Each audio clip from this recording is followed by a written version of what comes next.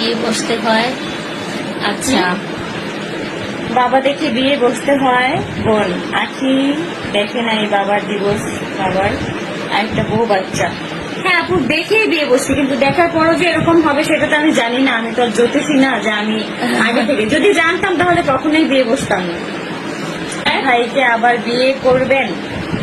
আপু নেড়া বেলতলায় একবারই যায়, ঠিক আছে, আর আমি অলরেডি 2বার গেছি, 3বার যাওয়ার আর কোনো ইচ্ছা নাই। আমার যদি যাওয়ারই হইতো তাহলে আমি এতদিনে চলে যেতাম আহাত ভাইয়ের কাছে, ঠিক আছে। আমার যাওয়ার বিন্দু পরিমাণ ইচ্ছা নাই, আর কারো সংসারে কোন রকম যাওয়ার কোনো ইচ্ছাই নেই। সে যতই বলুক যে আহাত আখি এসে আলাদা থাকুক, আলাদা ফ্ল্যাট নিয়ে থাকুক, আমার কোনো ইচ্ছা নাই ভাই। তোমার স্বামী তোমার কাছে রেখে দাও। জিজ্ঞাসা করতেছে ঢাকা বিশ্ববিদ্যালয়ের সাবেক ডিসি অধ্যাপক ভিসি অধ্যাপক এ কে আজাদ চৌধুরীকে বলেন তো। এটা তো বলেই দিলেন যে ডিসি অধ্যাপক এ কে আজাদ, এটা তো বলেই দিলেন।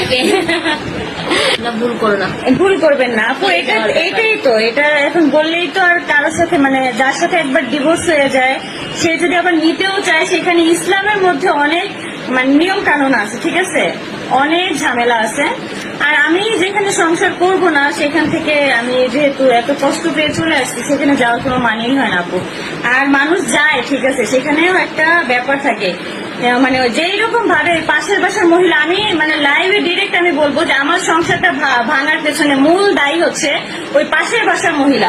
পাশের বাসার মহিলা যদি আমাকে নিয়ে কোনো ধরনের কোনো টপিকে কথা না বলতো তাহলে আমার সংসারটা কখনোই শেষ হইতো না, ঠিক আছে, কখনোই ভাঙতো না। আচ্ছা ঠিক আছে, করতেছে যে আবার এক হয়ে যাও, আবার ইয়াজ হয়ে যাও, কিন্তু এত অপমান অপদস্থ হওয়ার পরেও কখনোই আমি ওইখানে আর ফিরে যাব না, কোনোদিনও না, আমার পক্ষে কোনোদিনও সম্ভব না।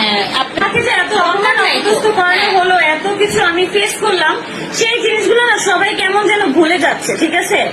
এই যে একটা মহিলা আমাকে নিয়ে এত কথা বললো, এত কিছু বললো, এই জিনিসগুলো আপু আপনারা কিভাবে ভুলে যান? আমি তো ভুলতে পারবো না, মৃত্যুর আগ পর্যন্ত এই কথাগুলো আমার এই মনের মধ্যে থাকবে, ঠিক আছে, মানে সব সময় থাকবে। যার জন্য আমার সংসার ভাঙছে, সবকিছু আমার A to Z আমার সবকিছু মনে থাকবে, আমার সবকিছু সবসময় মাথায় থাকে। এত কিছু হওয়ার পরও এখানে কখনোই এক হওয়া পসিবল না, আমার পক্ষে তো কোনোদিনও পসিবল না আমার পক্ষে।